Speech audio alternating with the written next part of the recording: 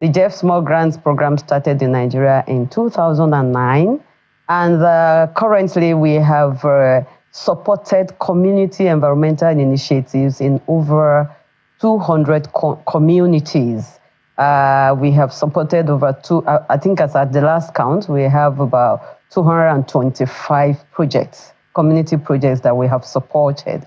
And of course, the money, the grant is meant for the communities. But because Jeff also understands that some of the communities cannot produce the proposal that is needed for them to be able to participate in these environmental initiatives, yet they have ideas.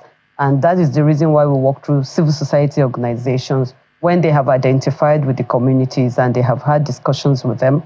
Because one of the things we found out in some instances, yes, awareness creation is very important. Some of them are not aware.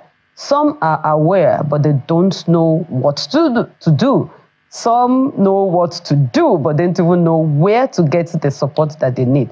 And that is where we come in when we see civil society organizations coming in.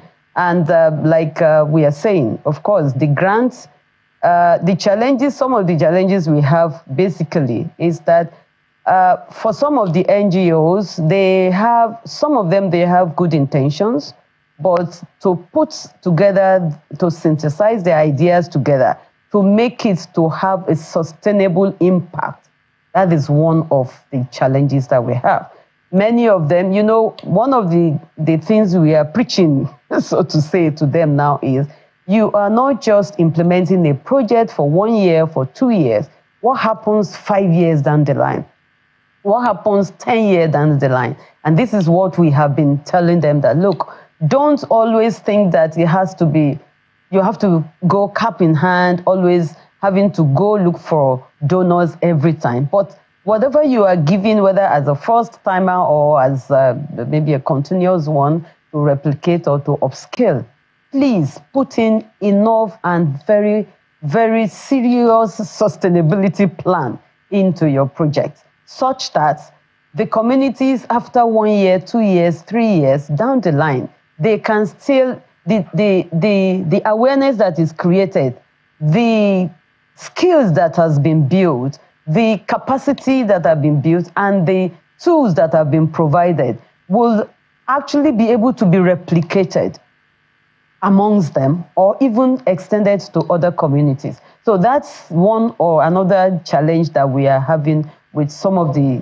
civil society organizations. Some, I will just say, some of them are like, oh, there is money somewhere, and let's just go for it.